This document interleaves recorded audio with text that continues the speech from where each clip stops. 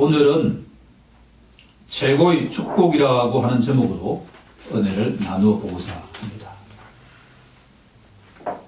사람이라면 누구라도 가장 듣고 싶은 말이 무엇인가 라고 질문한다면 축복받으세요 라고 하는 말이 아니겠습니까? 자녀가 원하는 대학에 들어가길 축복합니다. 좋은 배우자를 만나길 축복합니다. 좋은 집에서 건강하면서도 행복하게 살길 축복합니다. 등이 되겠죠. 이런 축복이 이 자리에 있는 우리 개인과 우리 가정에 항상 임하길 축원합니다. 하지만 성경에 나오는 믿음의 선조들은 인생 최고의 축복이 앞에서 말한 것과 조금 다르다라고 이야기하고 있습니다. 예수님의 사랑받는 제자 사도 요한은 말년에 쓴 첫 편지에서 인생의 최고 축복이 죄 사함의 축복이라고 선포하고 있습니다. 요한일서 2장 12절에 가면 사도 요한은 자녀들아 내가 너희에게 쓰는 것은 너희 죄가 그의 이름으로 말미암아 사함을 받았느니라 라고 선포하고 있습니다. 이 세상에서 죄 사함의 축복을 줄 수 있는 능력을 가진 이름은 하나뿐입니다. 우리 주 예수 그리스도 뿐입니다. 사도행전 4장 12절은 다른 이로서는 구원을 받을 수 없나니 천하 사람 중에 구원을 받을 만한 다른 이름을 우리에게 주신 일이 없느니라. 본문에서 다윗 왕은 인생 최고의 축복이 제사함의 축복이라고 선포하고 있습니다. 허물의 사함을 받고 자신의 죄가 가려진 자는 복이 있도다. 여호와께 정죄를 당하지 아니하는 자는 복이 있도다. 다윗은 죄 사함을 받는 자가 이중적으로 축복을 받는 사람이라고 선포하고 있습니다. 본문을 묵상하면서 이 땅을 떠날 시간이 얼마 남게 되지 않았을 때 사랑하는 자녀들에게 어떤 유언을 남기고 이 땅을 떠나면 좋을까를 잠시 생각해 보았습니다. 사랑하는 자녀들아, 인생 최고의 축복은 돈도 명예도 건강도 아니고 우리 주 예수 그리스도의 이름으로 말미암아 너희 죄가 완전히 사함받는다는 것을 믿는 것이다. 너희가 그런 믿음으로 살길 바란다 라고 전하고 이 땅을 떠나길 소망해 보았습니다. 시편 32편은 회개하는 시편으로 잘 알려져 있습니다. 시편에는 7개의 회개 시편이 있습니다. 주보에 정리해 놓았기 때문에 참고하면 유익할 것입니다.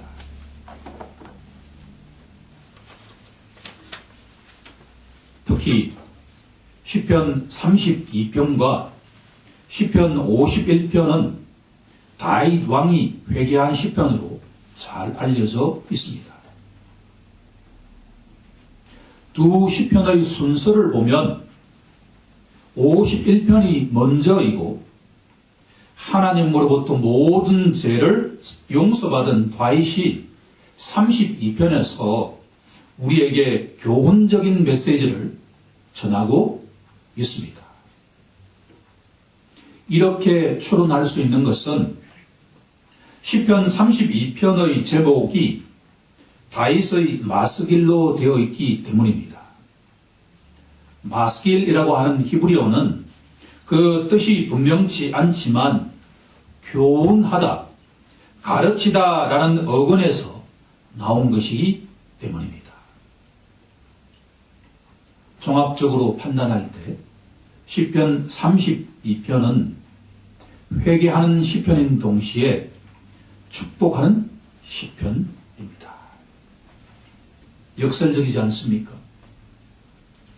죄 때문에 너무나 고통받고 있는 이 다윗이 회개하자 이 세상에서 가장 축복받는 사람이 되었다라고 하는 역설적인 메시지가 담겨있는 보배로운 본문입니다.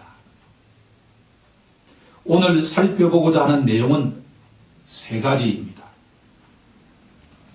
첫 번째는 인간이 저지른 죄에는 어떤 종류가 있을까라고 하는 질문에 답하고 있습니다. 다윗은 본문에서 인간의 죄에는 세 가지가 있다고 이야기하고 있습니다. 첫 번째가 허물이고, 두 번째가 죄이고, 세 번째가 정죄입니다. 처음 관로 세 가지에 대한 답이 허물, 죄, 정죄입니다. 오늘 설교의 첫 번째 목표는 이 세 가지 죄의 영적 의미를 찾는 것입니다. 너무나도 중요한 내용입니다. 두 번째는 한 영혼이 어떤 과정을 거쳐서 죄 사함의 축복을 받게 되는가라고 하는 것을 다윗의 영적 경험을 통해서 교훈하고 있는 것을 알아가는 것이 두 번째 목표입니다. 흥미로운 것은 본문은 예수 믿지 않는 자를 대상으로 하기보다는 다윗처럼 너무나 믿음이 좋은 성도를 대상으로 하고 있다라고 하는 것입니다. 아무리 믿음이 좋은 자도 넘어질 수가 있다라고 하는 것을 알려주고 있는 동시에 어떻게 하면 그 범죄자가 하나님의 축복을 받을 수 있는 자로 바뀔 수 있는가를 우리에게 알려주고 있습니다. 마지막 세 번째는 신약 성경에서 이 시편을 어떻게 인용하고 있는가라고 하는 것을 점검해 볼 필요가 있습니다. 사도 바울은 로마서 4장에서 이 시편을 인용하면서 종교개혁의 가장 근본 원리인 이신칭의 교리를 설명하고 있다라고 하는 겁니다. 시편 32편과 이신칭의 교리가 어떻게 연관되어 있는가를 파악하는 것이 세 번째 목표가 되겠습니다.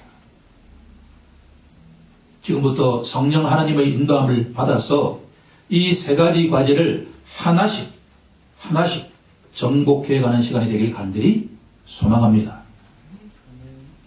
첫 번째로 인간이 저지른 죄에는 어떤 종류가 있을까?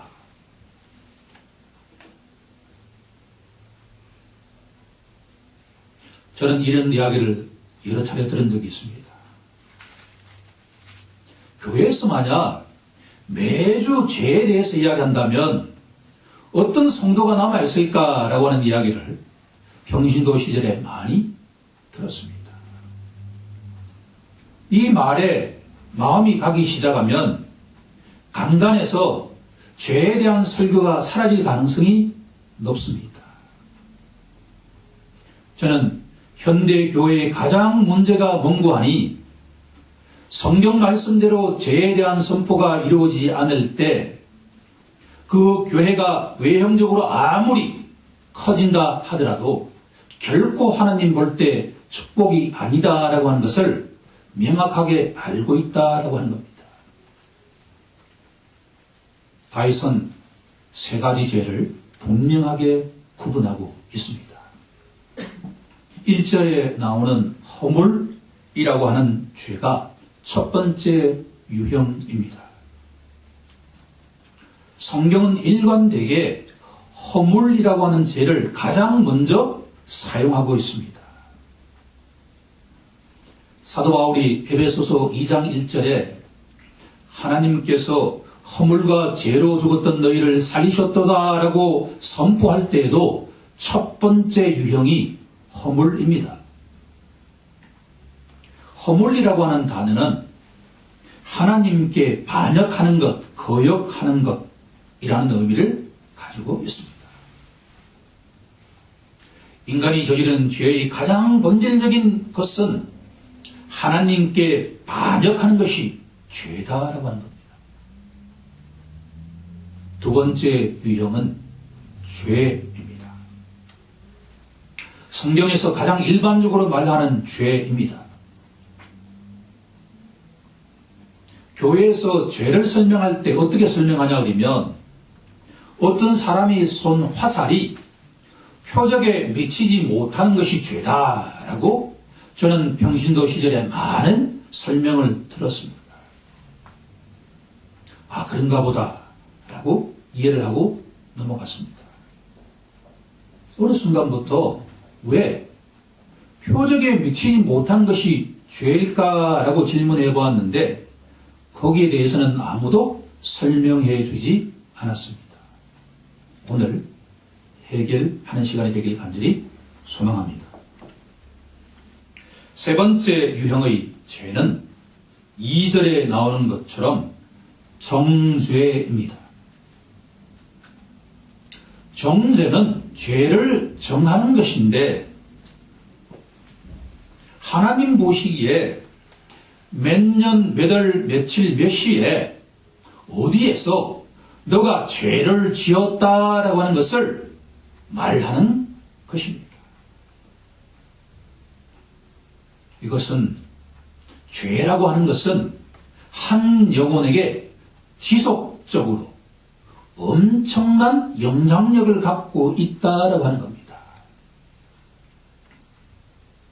악인은 절대로 평강이 없느니라 라고 하는 말씀 배후에는 정죄감을 느끼기 때문입니다. 죄를 짓고 나면 어느 순간에 갑자기 그 사건이 우리 기억 속에 나타납니다. 그러면 우리 영혼은 나 자신을 정죄하기 시작합니다. 너 죄를 지었지. 만약 어린아이에게 날마다 정죄감을 불러주면 그 영혼은 절대로 올바르게 살아갈 수가 없습니다. 사탄은 한 영혼을 절대적으로 멸망시키는 것이 목표입니다.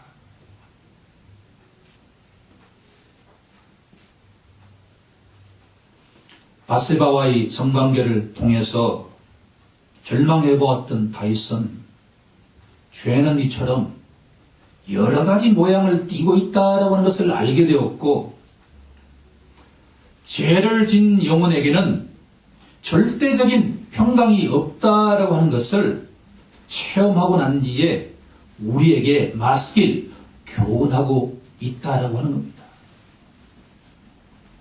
이제 죄의 세 가지 유형을 살펴보았으니 이 세 가지 죄가 의미하는 것이 무엇인가라고 하는 것을 깊이 한 단계 더 들어가 보고자 합니다.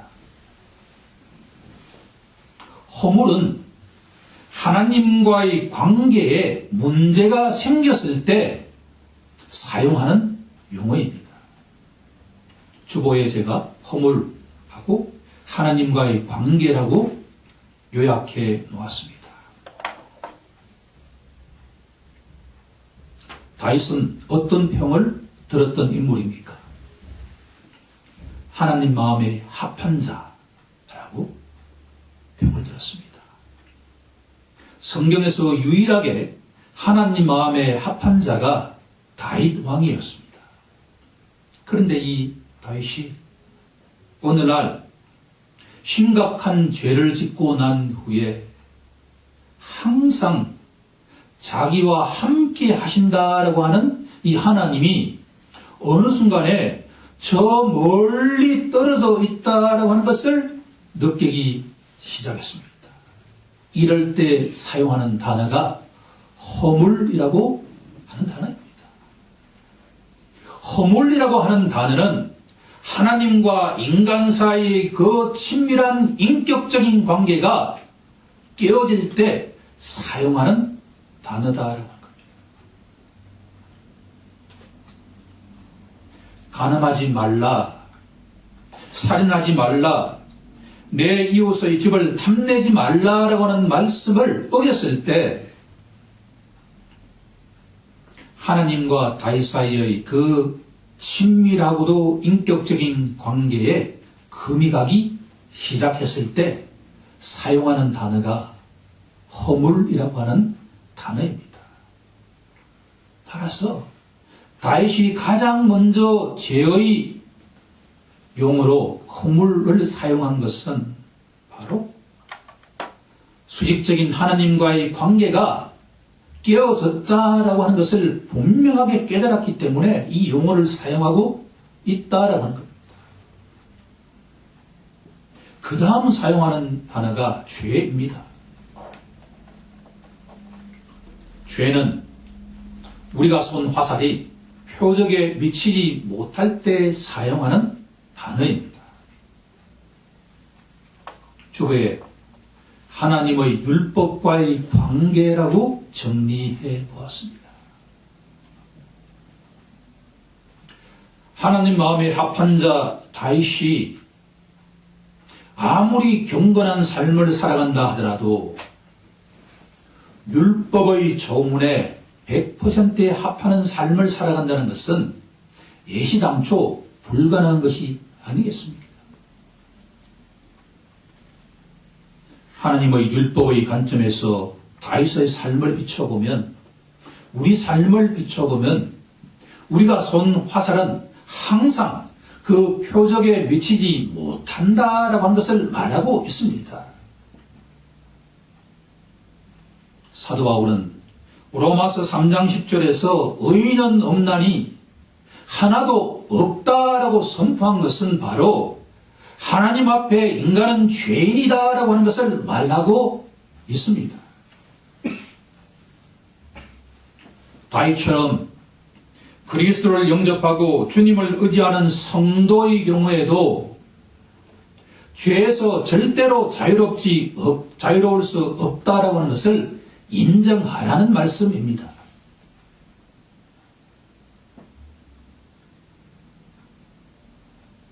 사도 요한은 요한일서 1장 7절에서 만일 우리가 죄가 없다고 말한다면 스스로 속이는 것이고 또 진리가 우리 속에 있지 아니하다고 선포했습니다.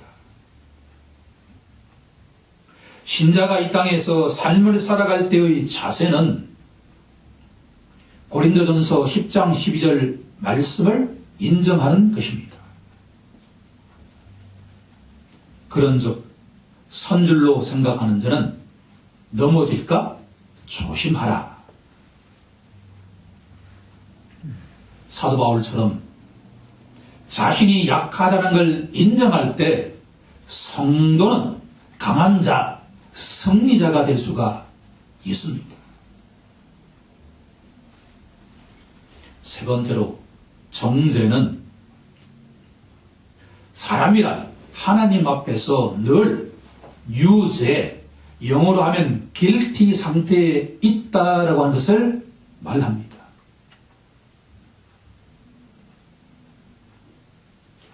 창세기 6장 5절은 사람이 항상 유죄 상태에 있다라고 하는 것을 너무나 정확하게 알려주고 있습니다. 여호와께서 사람의 죄악이 세상에 가득함과 그의 마음으로 생각하는 모든 계획이 항상 악할 뿐임을 보시고 하나님이 보시기에 사람이 생각하는 그 모든 계획이 항상 악하다, guilty 상태에 있다라고 하는 것을 성경은 선포하고 있습니다. 오늘 이 시간 이 세 가지 죄의 유형을 다윗이 짊어지고 있었다라고 말하는 것입니다. 다윗이 그렇다고 한다면 우리는 어떻겠습니까? 우리는 날마다 이 세 가지 죄의 짐을 지고 이 땅을 걸어가는 순례자다라고 하는 것이 처음에 다윗이 우리에게 교훈하는 것입니다. 여러분, 이 세 가지 짐을 지고 우리가 이 신앙의 마라톤을 완주할 수 있겠습니까? 예수님께서 우리에게 말씀하고 계십니다. 수고하고 무거운 짐진 자들아 다 내게로 오라고 말입니다.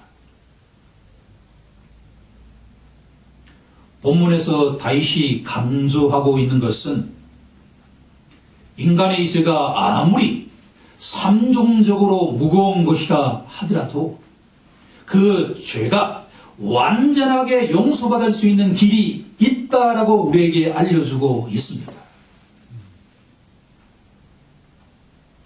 다윗은 1절 처음에서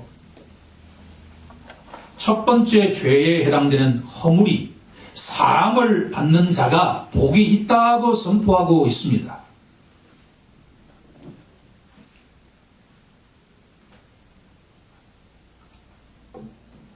(3절에서) 확인할 수 있듯이 여름 가뭄처럼 바짝 마른 상태에 처했던 다윗의 영혼이 허물의 사함을 받고 평강을 얻게 되었습니다. 허물의 사함을 받는 자는 하나님과의 관계가 회복되기 시작했다라고 하는 것을 의미하고 있습니다. 이 말씀은 인간에게 가장 중요한 것은 하나님과의 관계가 어떤 상태에 처해 있는가라고 하는 것입니다.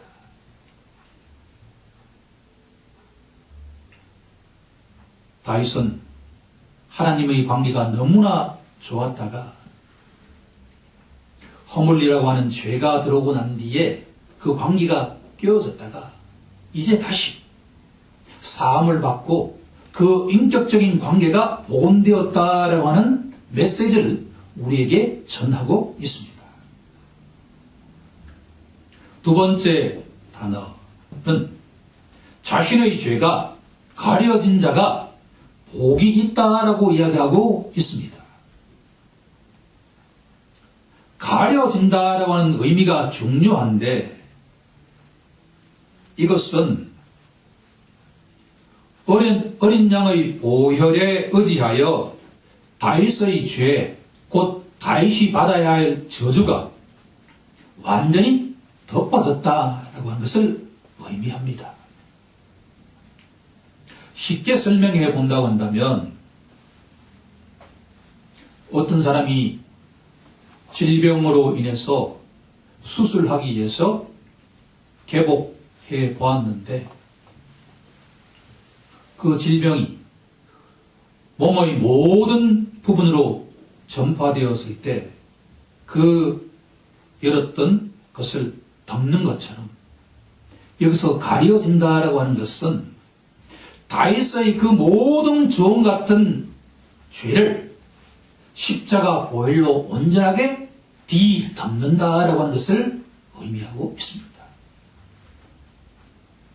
이것을 성경에서는 속죄다라고 이야기하고 있습니다. 여기서 한 가지 제안하고 싶은 것은 우리가 한 영혼을 위해서 기도할 때 이렇게 기도하면 어떻겠습니까? 주님, 자신이 어떤 처지에 놓여 있는지를 알지 못하는 저 영혼의 죄를 십자가 보혈로 완전히 덮어 주옵소서라고 말입니다.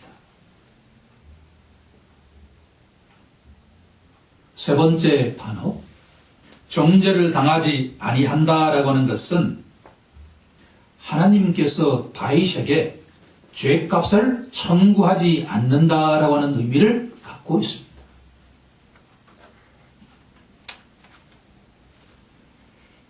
죄값을 정죄를 당하지 않는다라고 하는 것을 이렇게 설명해 보면 어떻겠습니까? 월말에 가면 한 달 동안 사용한 지출 명세서가 각 가정에 배달되지 않습니까? 지출 명세서를 열어보았더니만 그 속에 청구된 것이 아무것도 없는 것과 같다라고 하는 겁니다. 우리들은 날마다 다윗처럼 죄를 범합니다. 하지만 정죄를 당하지 않는다라고 하는 것은 그 죄의 리스트가 있음에도 불구하고 그 죄값이 전혀 청구되지 않는다라고 하는 것을 의미합니다. 예수님께서 그 모든 죄값을 대신 치르셨기 때문입니다.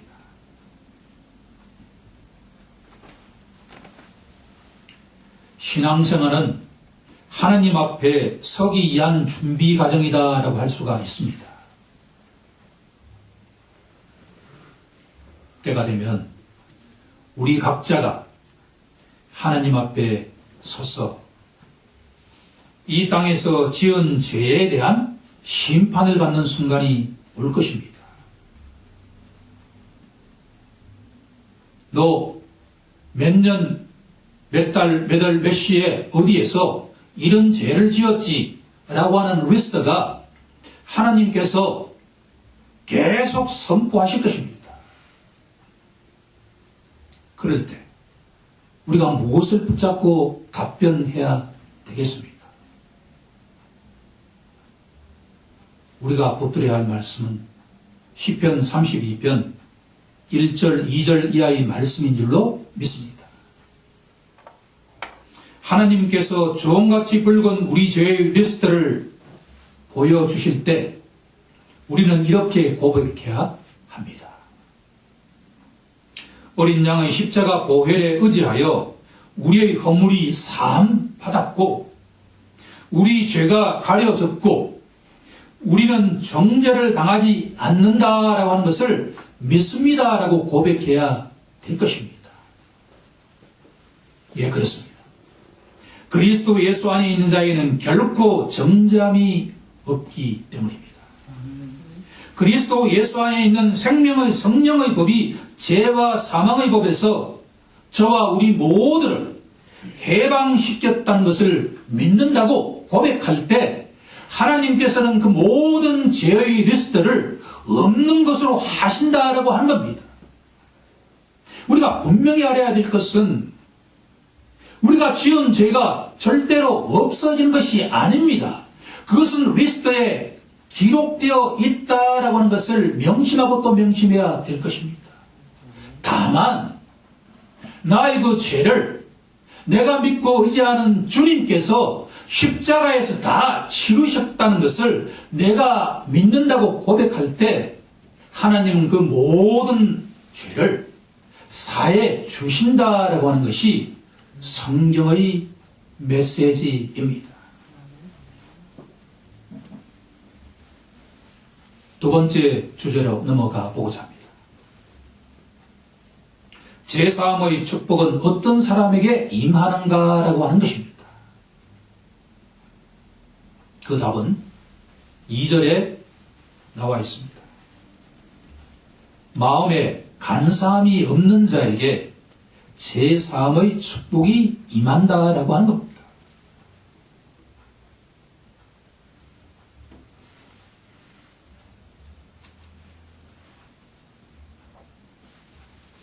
다윗은 세 단계를 거쳐서 마음속에 있던 간사함이 사라지게 되었다고 우리에게 교훈하고 있습니다.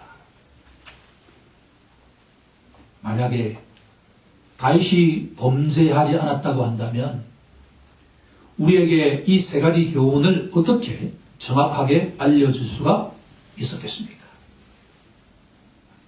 첫 번째 과정은 고집스럽게 침묵을 지키려고 하는 단계입니다. 중간에 있는 갈로의 정답은 침묵입니다.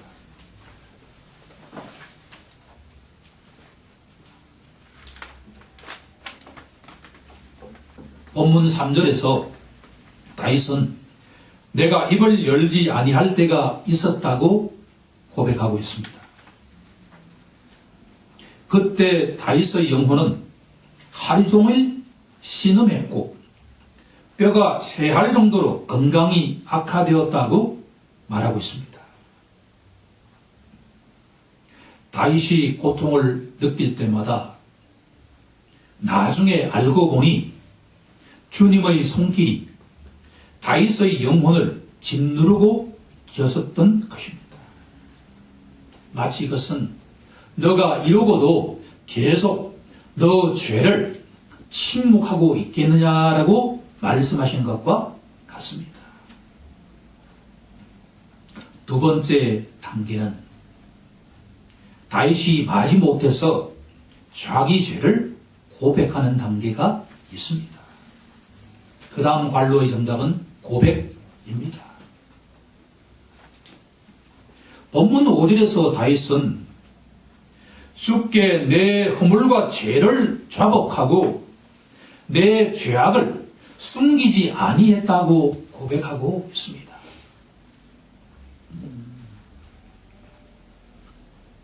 우리가 경험적으로 보면 한 사람이 죄를 범하고서 상대방에게 자신의 죄를 고백하는 것이 얼마나 힘들다라고 하는 것을 잘 알고 있지 않습니까?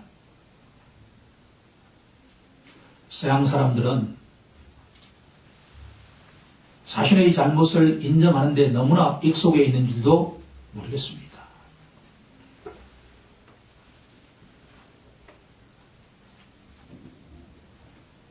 더욱 중요한 것은 다윗은 어느 순간 자신의 허물과 죄가 사람에게 한 것이 아니라 하나님께 했다라고 하는 것을 깨닫기 시작했던 것입니다.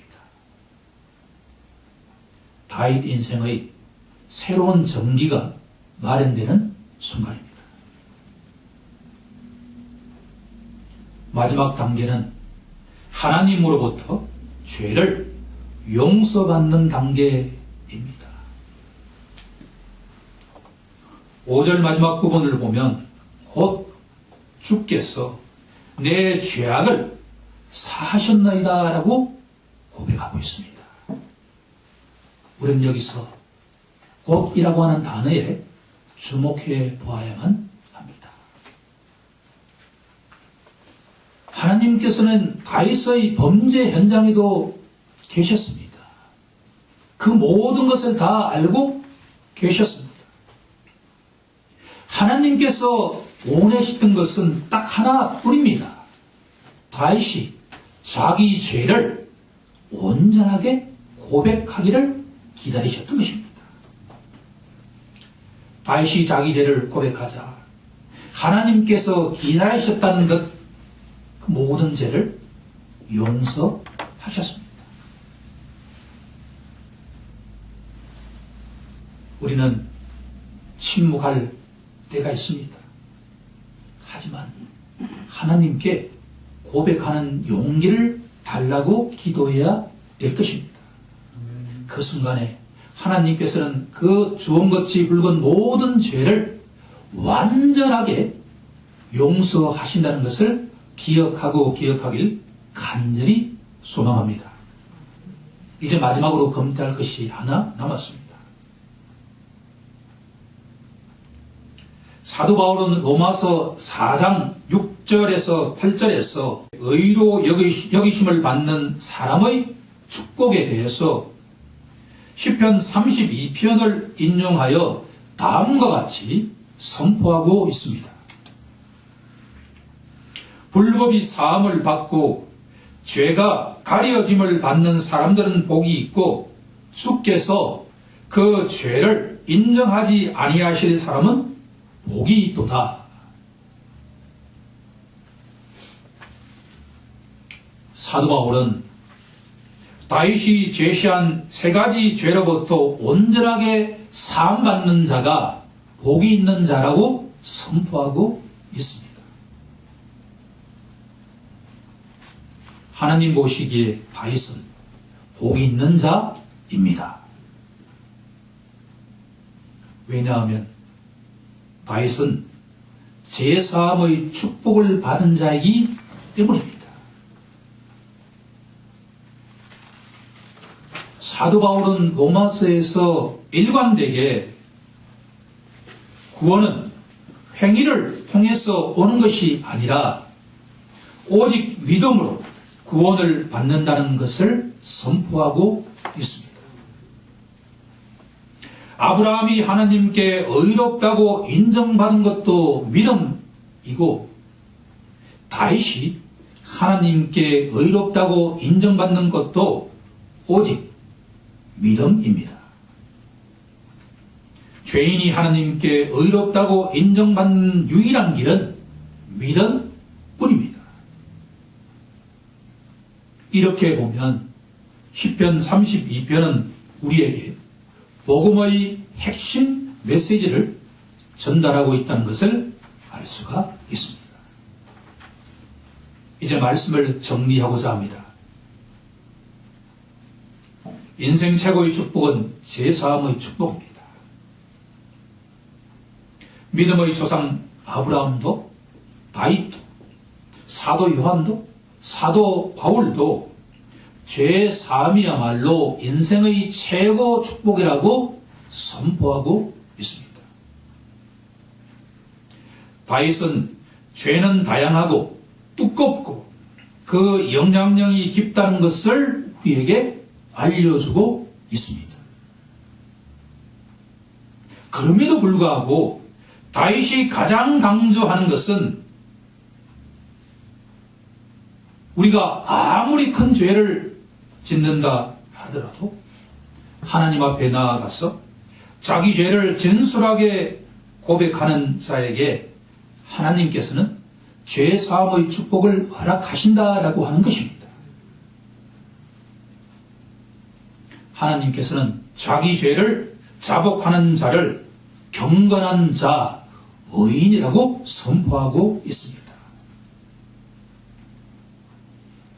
하나님께서는 의인을 만나 주시고 오늘과 같은 혼란에서 보호하시고 생명의 길로 영원히 인도해 가시는 분이십니다.